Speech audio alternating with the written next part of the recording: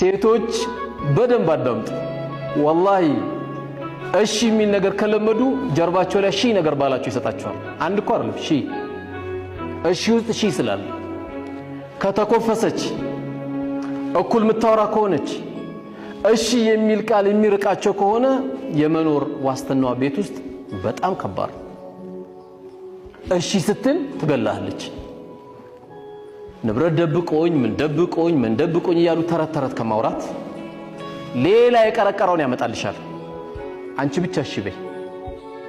ሲገባ የራህመት ፊት አሳየው። የታምሽተ ነው አታየው። በሰላም ነው ሐቢቢ ያመሻልኝ እንዲህ ነው የሚጠየቀው። ያለበለዚያ እኮ በቃ የማዕከላዊ ጥያቄ መሰለ ማለት ነው። ባልነቱ ራሱ ይጠፋበታል። አይ እንኳን አመሻብሽ፣ ዋናው እንኳን አንተ በሰላም መጣህልኝ።